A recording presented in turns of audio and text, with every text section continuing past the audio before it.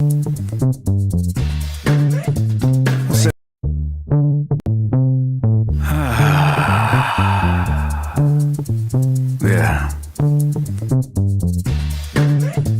What's everybody fighting for? Why can't people help people? That's the question. Oh my God, it's people helping people!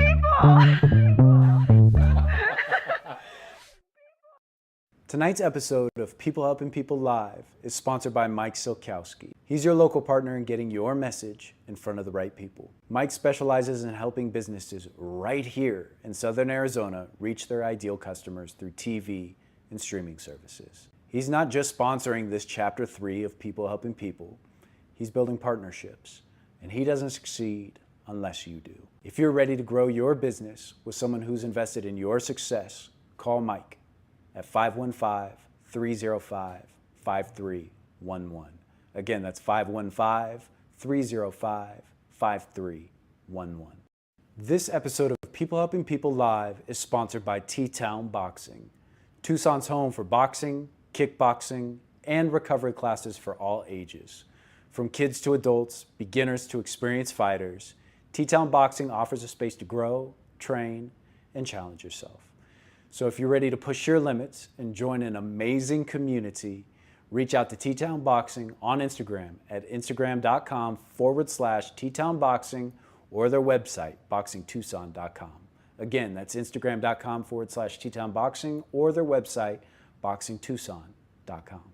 This episode is sponsored by the Diabetes Network of Arizona, a community built by people living with type 1 diabetes for people living with type 1 diabetes. They host Arizona's only family camp for type 1 diabetics, giving kids and family a place to connect, learn, and feel understood. Every dollar raised stays right here in Arizona, helping local families get the care and supplies that they need. No one should ever face diabetes alone, and with your help, they don't have to. You can make a difference today by clicking the donation link in the description. The Diabetes Network of Arizona, building a stronger, healthier Arizona together. Let's get back into the episode.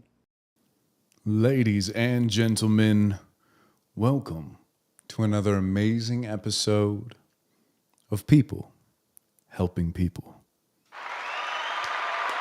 Yeah, feels good. And we are on episode number 15 of Chapter 3. We are moving right along, just boogieing. And if it's your first time joining us, welcome to the show.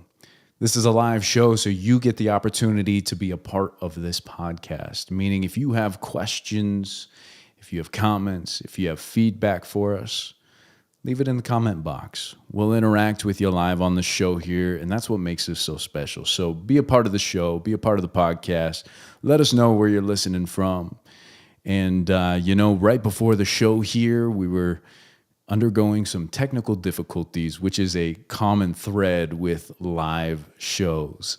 So I don't have a monitor screen behind us, just to let you guys know, to preface before we get into this incredible conversation, that I'll be looking down at my monitor here to ensure that I don't miss any comments and that our lighting is okay, the cameras are working well, the microphone is in check. So bear with us, and I'm just excited to be here, you guys. I look forward to every single Monday, Wednesday, Friday at 6 p.m., and we are now on Mountain Standard Time here in Tucson, Arizona. We're one of the only places that does not change with daylight savings. We just stay the same.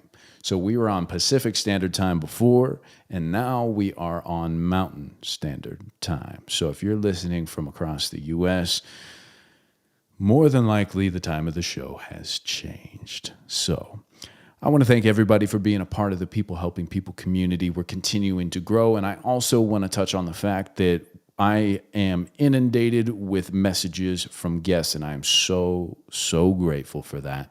But I have not gotten back to everybody about being on the show.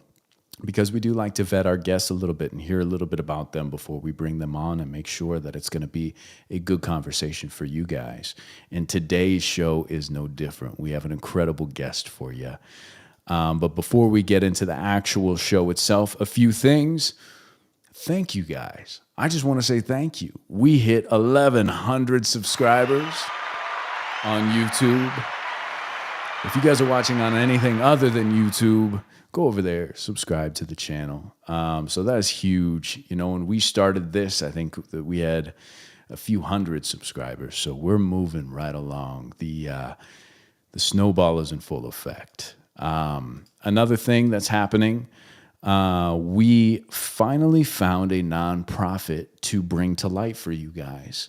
The owner of the Tucson Family Food Project reached out to me today and confirmed that not only can we go volunteer there, but we can film, and we're going to have somebody on site to be able to interview and show you guys the inner workings of the Tucson Family Food Project. Essentially, what they do is they feed hungry kids. They feed families that are in need.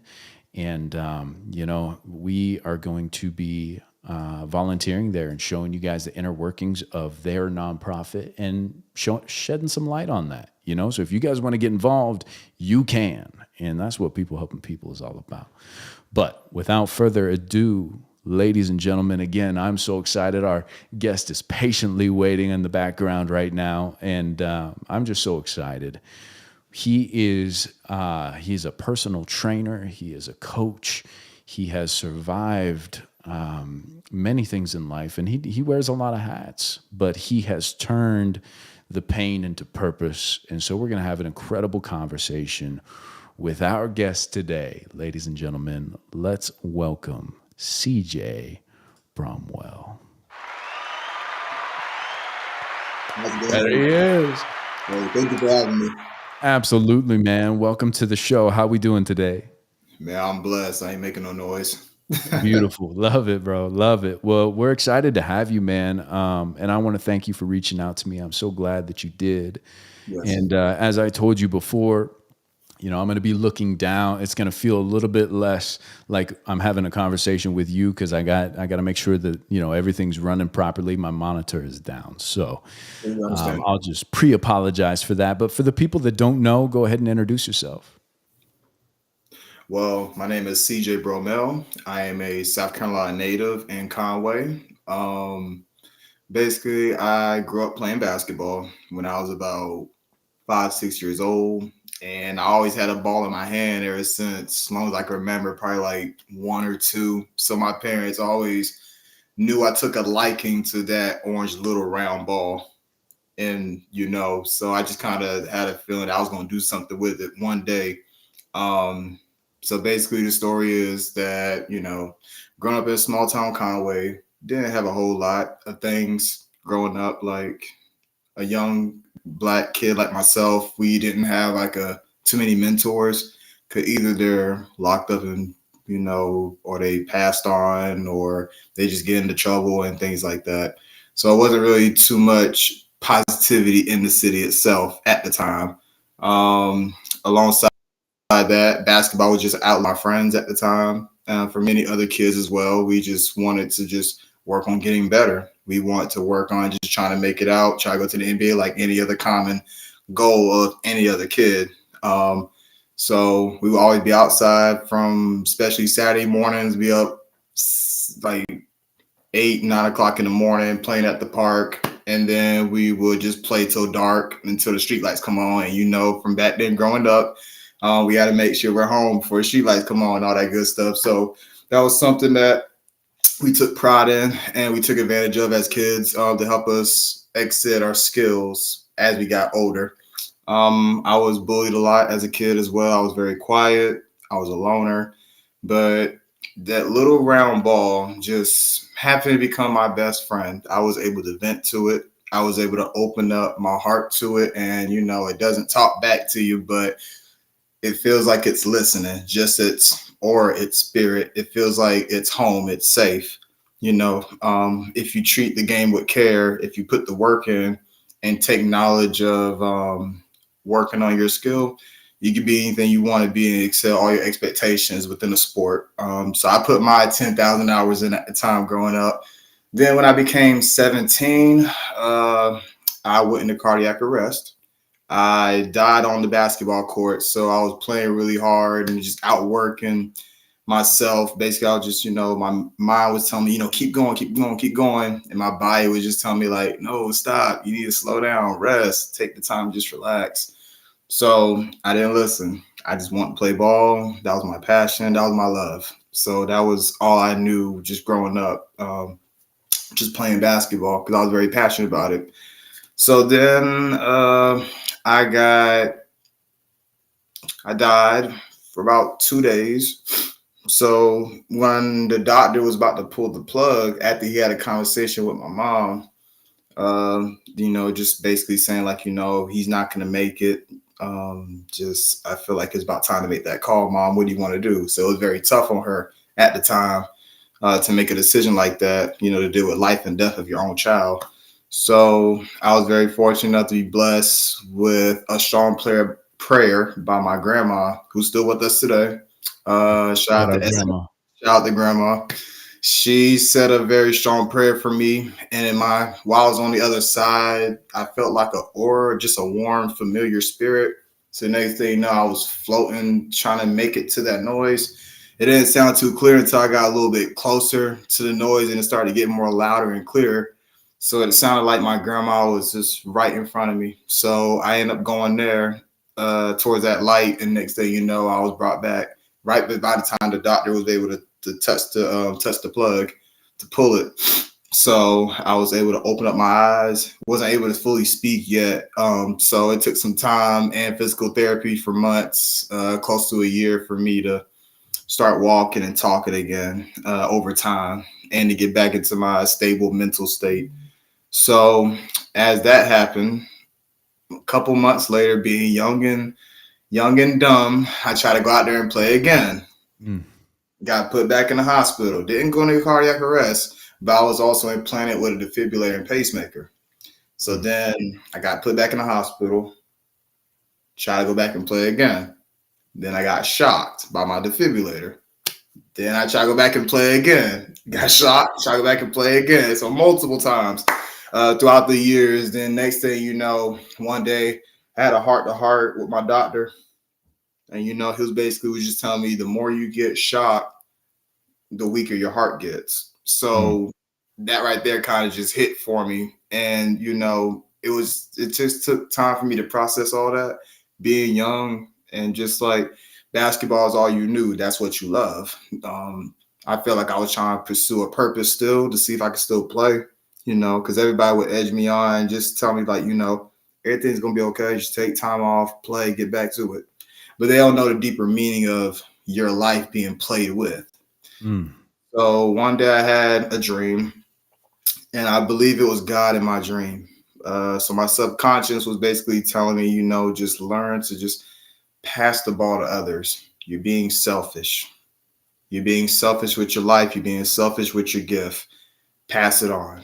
Make the pass. So it took a minute for me to kind of residue with that. When I woke up in the middle of the night, then I was up to like maybe 4 or 5 in the morning before the sun came up. And I literally was sitting outside my patio, just thinking about life, thinking about that specific dream.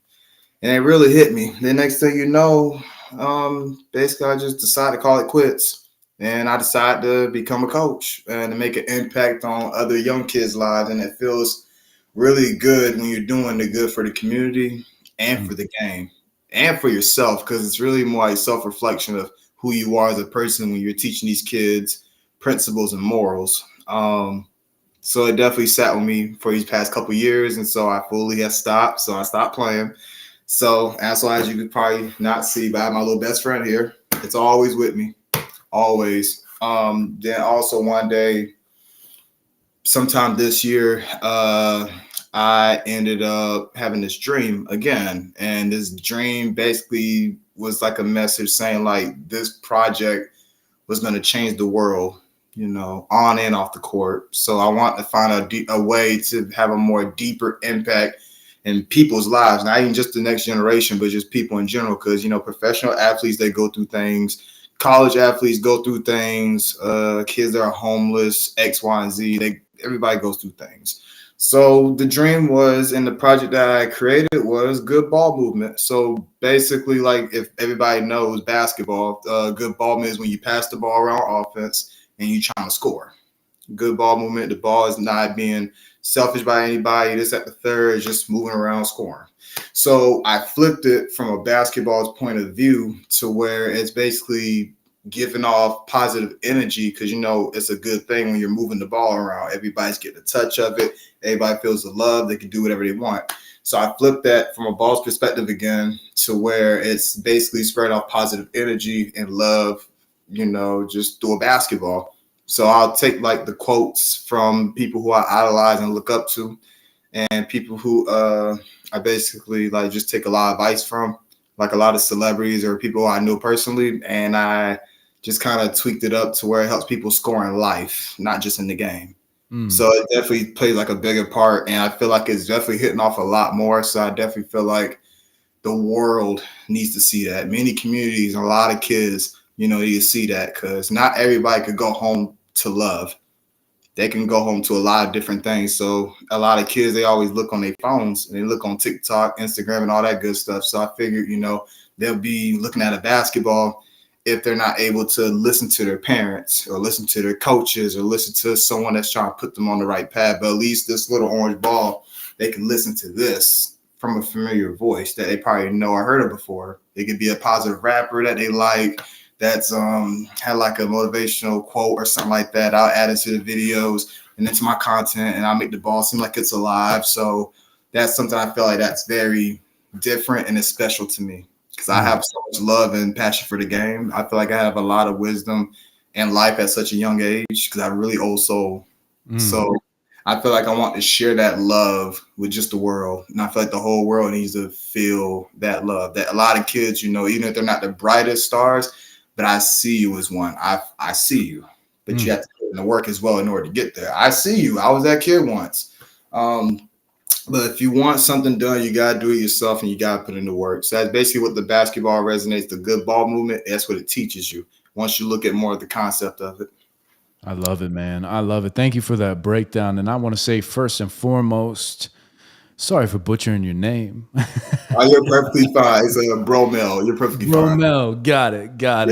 You're good. And I'm curious, man. I mean, I myself, being a type 1 diabetic who also has Crohn's disease, I was diagnosed at 28 years old, so it was so late in life.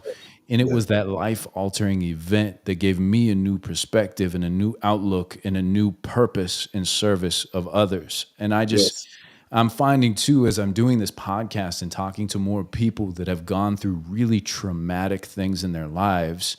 And for you, I mean, it was the ultimate trauma that I think anybody can go through to actually die from something and then have to live with this pacemaker.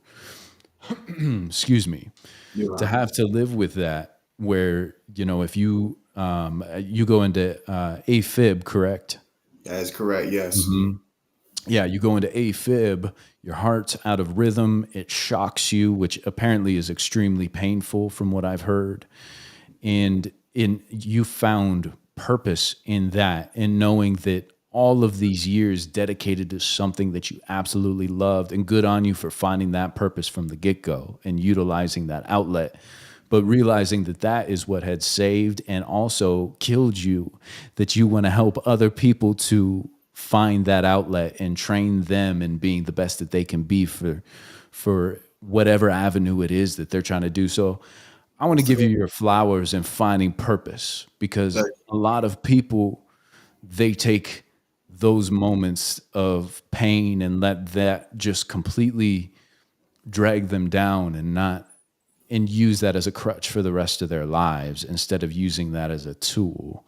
And it's not an easy thing to do. Now, I got to ask though, let's go back a little ways. Did you have prior health problems to that? The doctors told me at primary care at the time when I was in like elementary school or so, I had asthma. Then as I got into middle school, so I think I stopped having asthma around maybe 8th grade when I was playing a little bit more of a JV at the time since I got bumped up. For some reason, I just did some training during the winter outside, and I just wanted to work on my lungs at the time. So, I just kind of overcame that asthma. And then next thing you know, the doctors also told me when I was younger that, that my heart was fine. But then on the EKG, they did it completely backwards, so it wasn't fine. So all them years, me playing hard, I could have dropped at any given moment. They said, and also too, it's genetics. So that's like something, I just happen to be the one to get hit the hardest on both sides of my mother and father's family. So I'm the only one that has went through the hardest AFib and having to be going to cardiac arrest and everything. Wow. God, man, that's it's just It's a lot. really, yeah, it's really crazy, man. I've never heard of somebody being clinically dead for that amount of time. Now, Yeah. I know that you said when you weren't with us anymore, you had your grandmother, she was praying for you, Yes. and you pulled yourself towards her voice as she was saying this prayer for you. Yes. Do you remember anything prior to that? Is it kind of the textbook experience that we hear other people talk about? Like when you passed away, do you have memory prior to your grandmother's prayer? I know for sure. I'm sure everybody's experiences are probably different. I know from mine, I just felt like I was in a dark realm. I wouldn't say it's a room. It's just like this world. It was just dark. No type of lighting, but I just heard voices. Then out of all those voices, just that one particular one just sounded so familiar. Couldn't make do of it because, I guess because your brain's like fuzzy, almost like waking up and somebody trying to tell you something. You're like, and you try to figure out what they're saying. So yeah, I'm sure a lot of viewers, y'all could definitely relate to that. But it's like, it was like that, and I just kept hearing a familiar voice. And the more I was trying to think on it at that time, it just felt warmer and warmer. It was cold at first. It just felt warm and warm. And then I kept going towards that warmth because it felt good. The next thing you know, I just opened my eyes, I woke up. Yeah. Yeah. So, gosh, that's such a wild story. My God, man. Yeah. Well, we're happy you're here, and I'm happy that now you're cross-pollinating everything that you took to get out of bad situations as a kid and used as an outlet, and you're passing that on to others. I'm curious, when you were younger, what kind of crutch was basketball for you? Like, what did basketball teach you, and why was it so meaningful? It taught me the 5 Ps, and I still live by that to this day. And I teach a lot of kids this as well. Proper preparation prevents poor performance. I'm sure many of you have heard that before. I first heard those words from my idol at the time, Derrick Rose. Shout out to D Rose. Shout out. And it's like everybody in Conway knows, like, that's my guy. That's my idol. Everybody knows that I resonate my game off of him. Like, we have a lot of similarities. We have similar backgrounds as well when it comes to like basketball and just trying to make it and just staying out of trouble and being quiet. So my nickname was C Rose. So everybody know his name is D Rose for Derrick. Mine was C Rose for CeJay. Cause everybody be like, oh, you're a copy version of D Rose. So everybody knew that. So Love it it. definitely taught me the 5 Ps. Proper preparation prevents poor performance, and I still stand by that to this day. Ooh, that's so good. I mean, for anybody that's at home, take that with you right there. The 5 Ps. I love that, man. One thing also I want to add on to, I also pretty much thought of, I don't think anybody's ever said this. I'm sure they have, but I'm going to say this anyways. A flower doesn't grow in a day. It takes time. It takes love. It takes sunlight. It takes nurturing. It takes you getting over trauma in order to become that beautiful flower. That's also something that basketball, throughout my whole career playing and coaching, that's what this little orange ball taught me here. So shout out to basketball and all the ball lovers, the hoopers, kids that trying to be things, parents. I know it's hard. Coaches, I know it's hard. So I appreciate this little orange ball so much, and I don't know where I would be without this thing. So Yeah. Yeah. I love that, man. Thank you for sharing that. And tell me, when you started to make this pivot, I mean, you're a religious man, you're hearing these, you're hearing these voices of God or whatever it is that's giving you direction. It's giving you this outlet, these epiphanies of like, man, I do have to take what I've worked on my whole life and utilize that as a tool to help others achieve the same things or get them out of certain situations and look towards that ball to be the safety net, you Yeah. know? What is some of when you decided to actually take the leap into becoming a coach, what does that look like? Let's say somebody is out there and they're like, man, I love playing volleyball. I love doing this. I love doing that. I want to take my skills and give that to the younger generations. What did that look like for you? At first, I was scared. I didn't know what to come of it. To be honest with you, I had low self esteem. I had doubt. At the time with me starting off, I thought everybody didn't like me at the time. I wasn't as confident. But then over time, I grew to know, starting off at the rec league is not a bad idea because that's where you kind of want to start the volunteer work so people in the community can see you working with their child.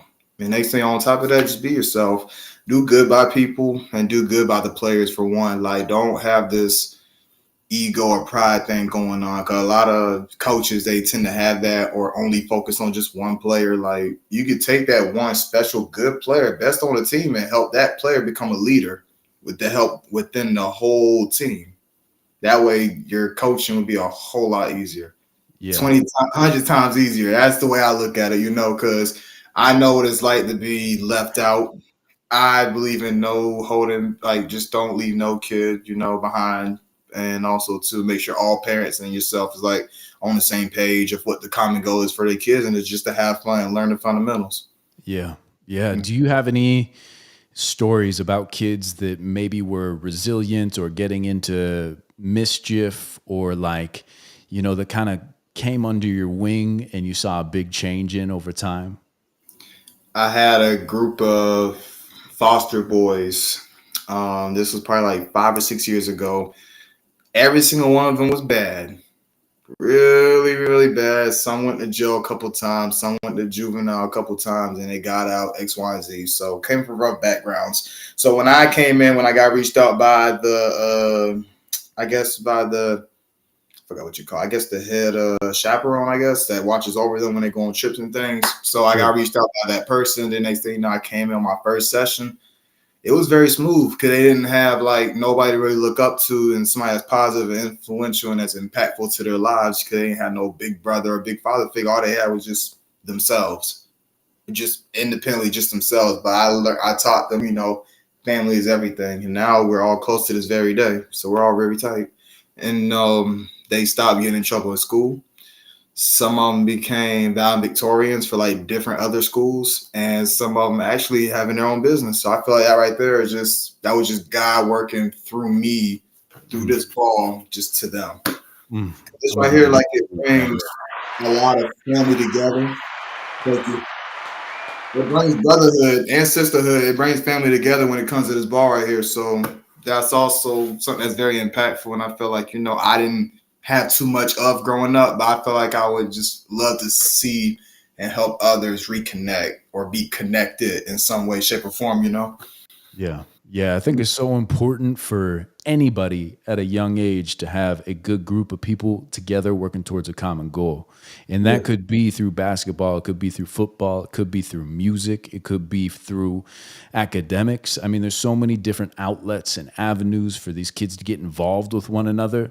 But man, I just imagine your story, the things that you've been through, being there for these kids going through hard times and being that beacon for them, being that person that has the wisdom because of your experiences, and that's just something to be proud of. And I hope that you are. All my clients, they open up to me about things that they possibly, honestly never even tell their parents because they don't have that bond, that trust, or just that support. Because a lot of parents and coaches, they overlook players for what they have to say. Because a lot of parents and coaches be belittling these kids. Not saying all, but you know who you are. If you're out there, if you're listening, just be mindful of their feelings. Because every player can't be coached the same way. Some players actually can take that constructive criticism and be harsh on in a sense, to be rough with them. Some of them could take it. But others, though, you could have those type of players, get on the ones that's not so doing well. They'll make you coaching a whole lot easier. Yeah. Yeah. Did you know that you were going to be a counselor when you stepped into this role? Did you, in the back of your head, were you like, I'm going to be counseling as well? Because I'm sure there's a lot of that.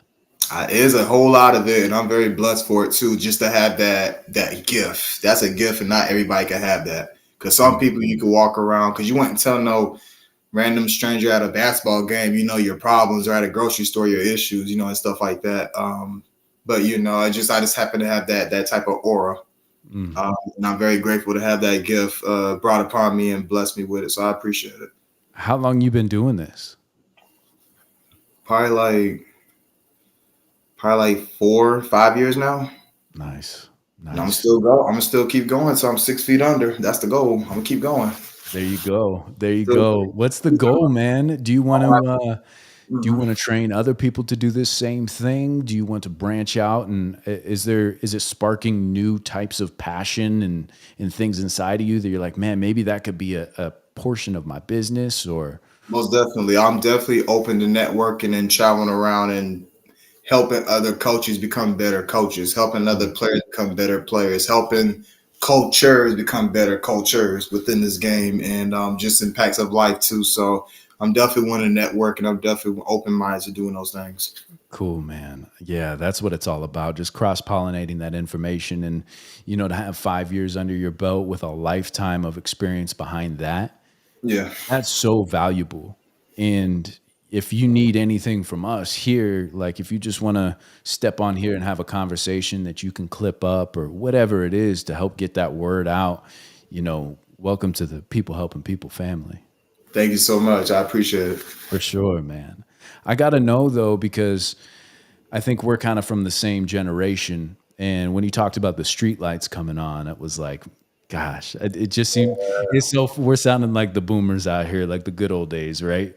The days just seem faster now, I guess, because we're older, and we're a little more active than usual. So as a kid, you didn't really pay too much attention to time. You just kind of just took it all in, didn't pay attention to technology, and stuff like that. You just focus on the present. You're just here. You're enjoying being around the guys. You just enjoy playing basketball, playing any type of sport, just enjoying the day. Yeah.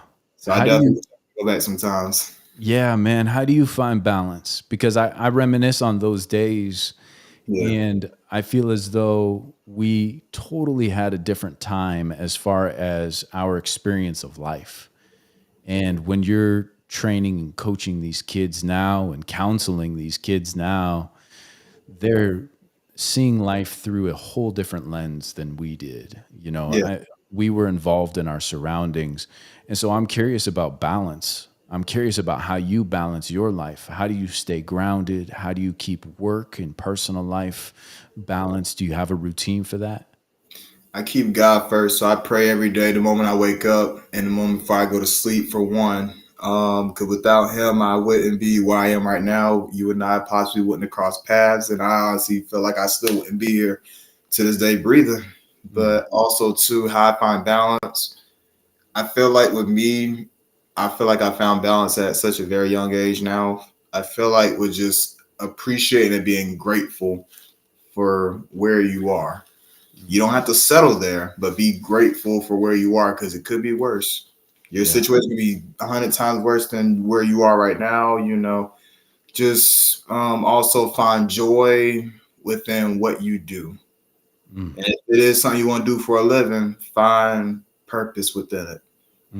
Find your reason, find your why, and then the rest will just fall on its own like dominoes. It'll just fall on its own. What does being grateful look like for you? Is that affirmations? Is that looking and feeling the thought of gratitude? Is it, what does that look? Are you journaling? Like, what does grateful feel like and look like for you? I don't journal anymore. I used to. Nothing bad with it. Just, I just learned to take in just the present. Getting off your phone. Sometimes when you first wake up, just go outside, get some sunlight. Just enjoy the breeze. Just hear the birds, hear the cars go by, hear people talk or whatever. If you enjoy people watching or whatever, just enjoy being present with the world. And, and the good that you put in the world through those 24 hours that you have for that day, good things will happen along the rest of the other days. Man, I love that. I'm going to give you one of these. Come on now. Come on now. I appreciate it. Appreciate it.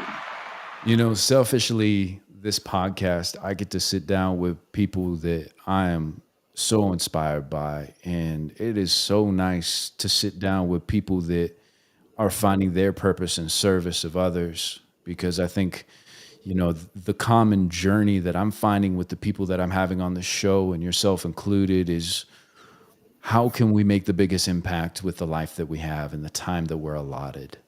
Yeah. And gosh, man, it just feels so, I just want to say it feels so good to sit down and have this conversation with you and hear you speak about how you turn traumatic events into purpose and your service to others, and utilizing your basketball to give that. And that's kind of parlayed into counseling. And it's like, that's just amazing. And I want to tell the people in the audience too, like, it's never too late to try something new in finding your purpose and service. That is true. And find joy within what you do.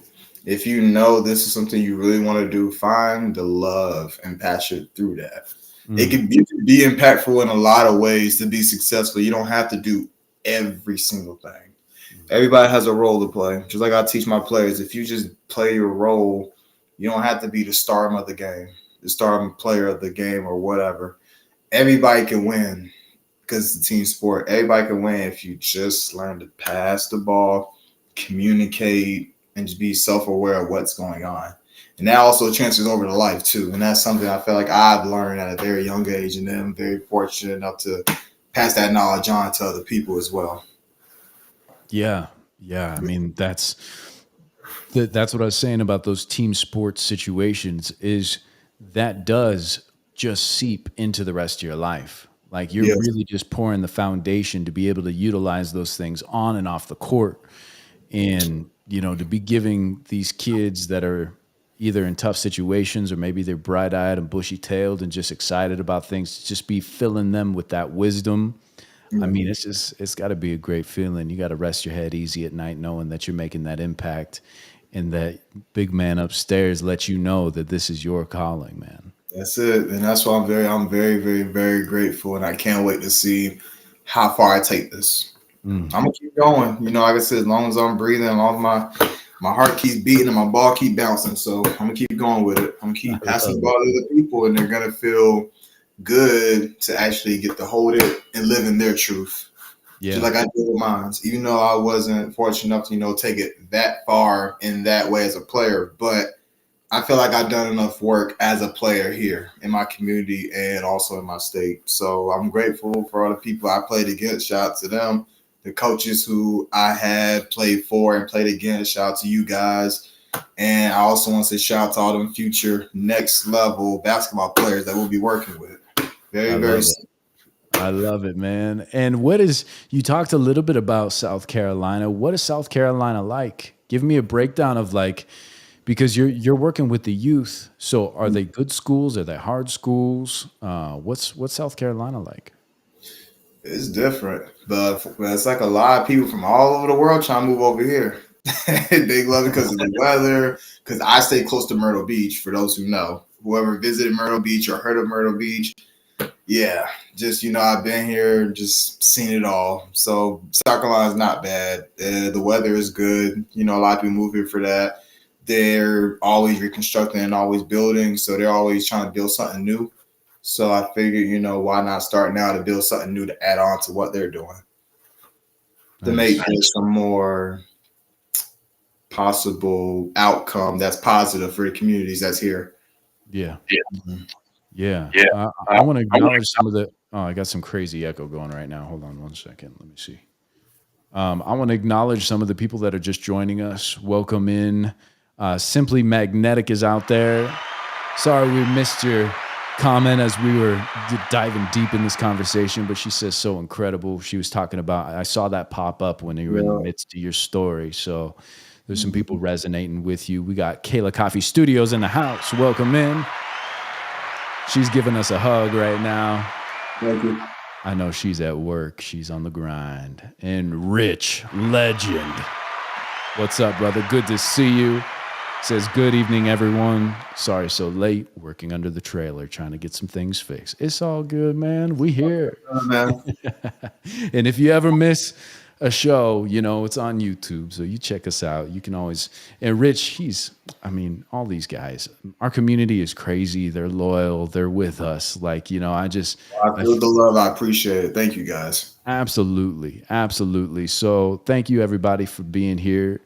And, thank you, CeJay, for being here as well, man. I'm enjoying this conversation. I hope that we get to run this back too. I'm not going to end it yet, but dang, you know, I'm excited to see where we go. Always up for a good combo. Absolutely, absolutely. And I want to know. So you're in South Carolina. You're in the nicer area. I guess a lot of people are trying to move there.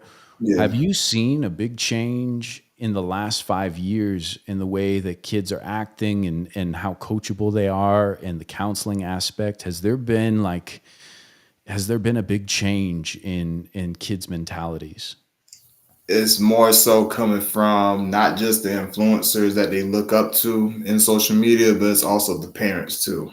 Everything, mannerisms, and just your will of fire, it all starts from the home. So I feel like a lot of kids are not having like that enough of that love and that support or just being seen. They're not being, given their flowers, like pat on the back for doing good things. So they tend to look for it, and mentors. They try to look for coaches and people to help make an impact in their lives. So I would say that's also like a drastic change that's happened here. Because I grew up with a lot of coaches as well. I'm sure you have as well playing sports, but they're not those same coaches like how they were a long time ago. So that right there kind of changes. Yeah. Gosh. And when you think about it too, I think I don't have any children myself, right? Me either. Yeah. But when I think about that, I'm like, man, I look around me and the people that are, I grew up with and that are my age, we are all just kids in adult bodies. We still carry everything that we carried as children with us today. And those are the boundaries that are set up in our belief systems. And I have gone through, like yourself, things that I was about to die. I was right on the verge of death. And a lot was stripped from me when that happened, right? My ego died. This whole sense of what I needed to be versus who I was meant to be came to light. And I just feel as though people having children that are still acting the way that maybe I used to act, it just is really unreal. And I feel as though you being a coach, being the counselor, being somebody they can look up to, it's way more than just being somebody on the court to tell them when to dribble and how to do this and how to do that. And it's not easy. And I'm just glad that you're here and you found your purpose in doing that, man. But who are some of the people that instilled the wisdom that you carry in your life? I want to say shout out to Larry Roberts. He was an old basketball coach of mine when I was around in middle school. So shout out to him. I want to say shout out to my old high school coach, Coach Hopkins, and also his wife, Miss Mammy. Shout out to my parents, Cecil and Veronica Bromell. And shout out to my grandparents. My grandmother, she's still with us, CeJay Bromell, and the late, great Lucky Bromell. So I miss him dearly, but I know he's smiling for wherever he is up there. Shout out. But definitely a lot of great coaches. Coach Greg Moody as well, and Coach Wayne Bellamy. Those were people who I look up to as well. That instill a lot of wisdom within me, And there's one thing also. Oh, my friend Joe gonna laugh at this. So my old coach Wayne, right? When I used to play football for him as well. He used to say this little saying, because a lot of old coaches they had like old sayings that just stuck with you. As a kid, you probably didn't think it make any sense. It was just funny. But then when you're older and you're a little more wiser, it just kind of clicks, what he's saying, unless you just picked up on it years ago. But it's saying that he used to say when kids didn't want to do something that he asked them to do, he would always be like, "You scared?" well, get in my pocket. it's always just made me laugh every time. So basically he did that just to tease the players, but to bring the confidence out of them. I don't do that, but it's just something I would think about and tell stories like that to my players and stuff. So that'd be something. I love that. Shout out to all those people that inspired you to do what you do. And I relate to that so much. My grandfather, he was one of those figures. Man, he was the hero, the legend. Anytime that we'd sit down, you just waited to hear the next word that he spoke because he was so eloquent and he painted such a freaking picture with everything that he said. Yeah. And we would be out dirt biking together and he would say, let's say I cut my knee or something. He'd look at me. He's like, well, you ain't having fun until you bleed. And I'm like, man, I'm hurt right now, like, oh, give me a break, Grandpa, But as I got older, I realized that means you're pushing yourself, you're pushing your boundaries, and sometimes you're going to get hurt. And it's about getting back up and realizing that if you're not getting some scrapes and bumps and bruises, you ain't doing nothing. That's one thing too I learned from my big brother. Shout out to Alan Patrick. He is a Oklahoma Sooner legend, number 23. Done a lot of great things also for the community in Conway too as well. So shout out to my big brother.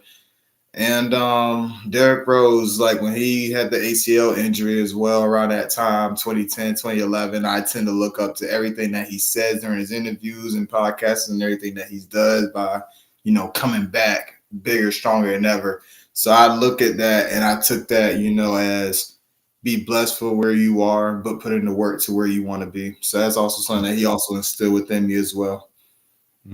I love that. I hope everybody's listening, man. You're dropping some gems here. Yeah. I got to know about the health stuff too, man. So you got a pacemaker put in. You're 17 years old. Life is altered. Did you have to make any big changes other than not playing basketball? Did you have to make like diet changes, mindset changes? Like what did that look like after the heart attack? It was very challenging, I would say, for one, but I kept my faith as strong as I could.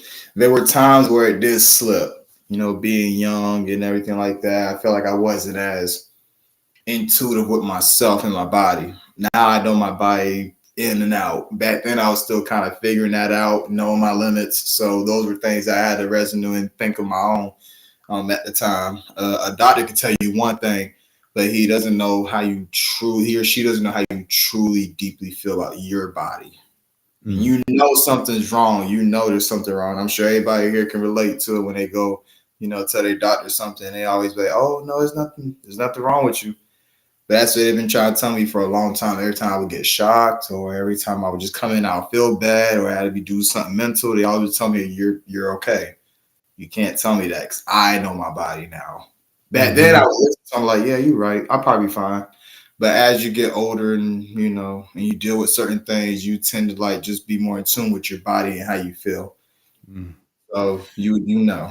Yeah, absolutely. So what kind of changes did you have to make? Do you have like a diet regimen or do you have like a heart healthy mindset? What's happening?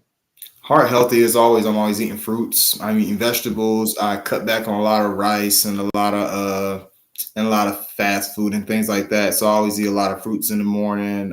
Every now and then I'll eat a honey bun. Yeah, you can't pull me off one of those. In chat, but I'll take it. But yeah, but at the end, we have a little honey bun, some iced coffee, and call it a day. But the caffeine doesn't get my heart rate up or nothing like that. But I always drink my water. So this water bottle, best friend every time. Yeah, I love it, man. So you still have your pacemaker today? Pacemaker and defibrillator, yes. It's both in one. So yes. Yeah. Do you have a remote if you need to shock yourself, or is it all automatic? It's automatic. So if my heart rhythm were to go up to close to like 200 beats per minute, then yeah, it's set to where it would shock me to possibly bring me back, or it can possibly not. So it's a 50% chance of what will happen whenever you're getting shocked, because everybody can react to a shock different than most. Yeah. But how does that feel? Huh? How does that feel? everybody can probably think about this is either you're getting kicked by a horse Mm. hard as you can, or you're getting punched by Mike Tyson. So if you pick one of those two, you know it hurts. So it feels like that. Yeah. God, yeah, it's so crazy that you say that because my grandfather, he had his pacemaker and he said the same thing, but they had a remote.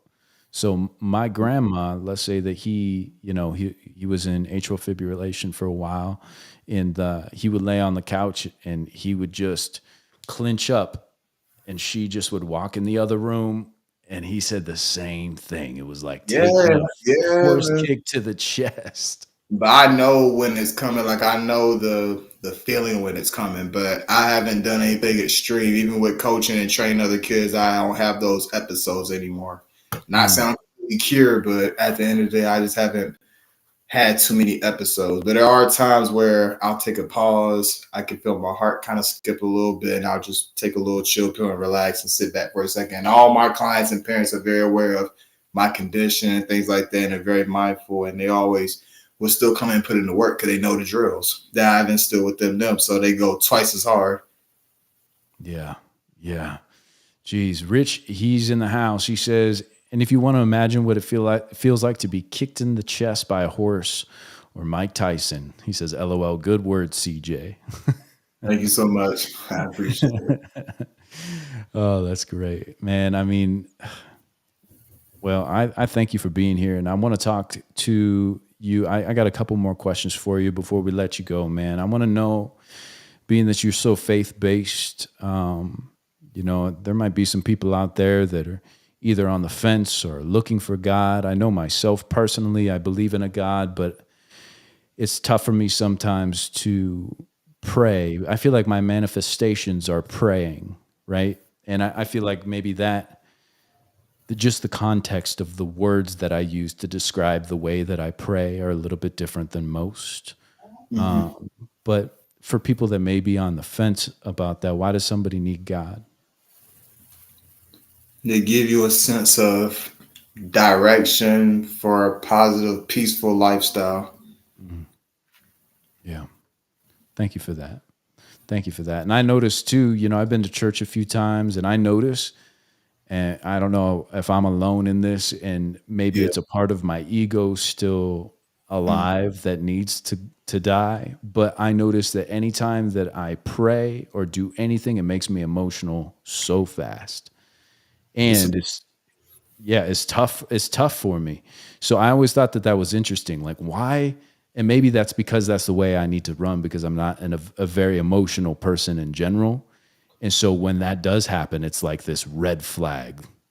I learned that most men are like that because, possibly, I don't know if this resonates to you as well, or you can relate, where it's like us as men, we tend to like have that urge from our parents or so, like, oh, boys don't cry, men don't cry, hide it, it shows weakness. When you learn to let go and let be, it would change who you are. It would change your perspective, and it will make your faith a lot stronger. And that's something that I tell a lot of kids. And every time I have those conversations with them, it does tend to touch their soul in a way. But when I say those things, those aren't my words. Those are God's words. That's why I tell people those aren't my words. Because I know CJ would not come up with anything like that. Goofy as I am, I would not come up with nothing like that. So once I learned to relax and then tune in what's going on, and that's when I just kind of just let back and just let him talk in a way. So that's how I'm able to reach people and make an impact through other people. So it's like he's working his magic through me. I love that, man. Well, thank you for sharing that. And man, thank you for being here. Thank you for being on the show. I really do appreciate you. Is there anything you'd like to leave with the people before we let you go?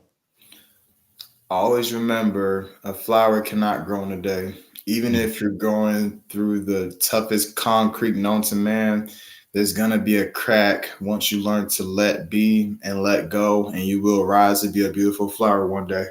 Ooh, come on. Come out the darkness and release into the sunlight. Where can the people find you, man? They can find me on Facebook for my personal page at CeJay Bromell, CeJay Bromell, BROMELL. Alongside that on Facebook, you can find my personal basketball training program. You can reach out to us on there at Next Level NXT LVL Basketball Training. And the Good Ball Movement Project, I was also telling you guys earlier, you can find that on Facebook at Good, GOOD space ball, BALL dash movement, MOVEMENT. And you can also find that on TikTok and Instagram, the Good Ball Movement Project, and also on YouTube. If you look on the search bar, you can type in at Good Ball Movement. So Good, GOOD. Put a dot at the end of good, and then put ball movement, no spaces, and you'll find it. And also you can find my documentary that I made of myself. I also forgot to mention. It's on my Facebook page, on my personal page as well. So if you scroll through, you'll be more than happy to see it. And it shows the link to the YouTube page.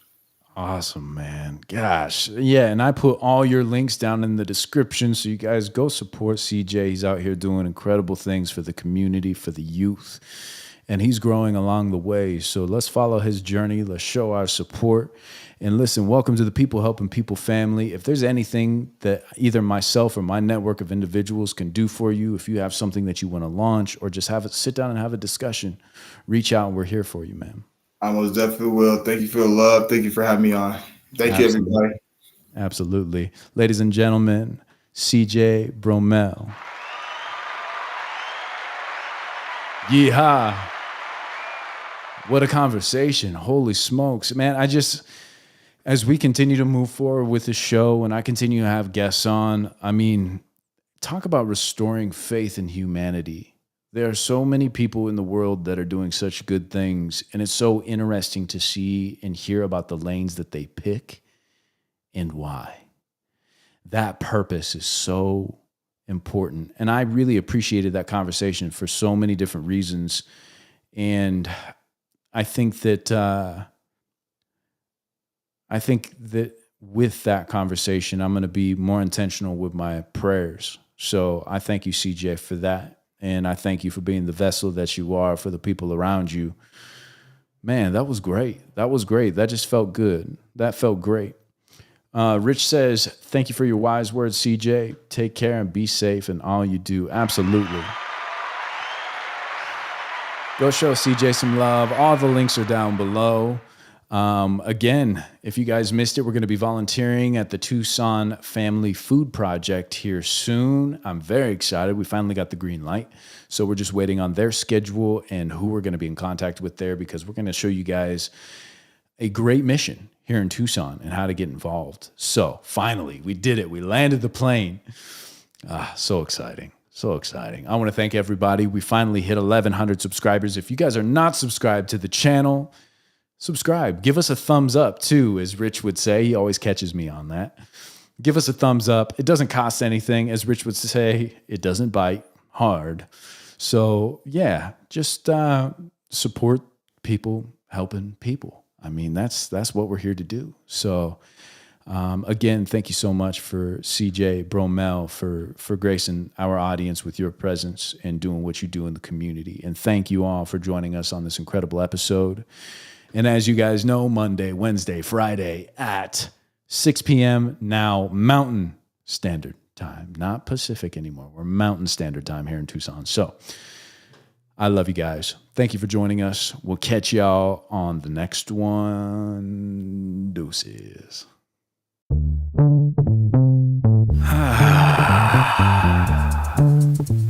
Yeah. What's everybody fighting for?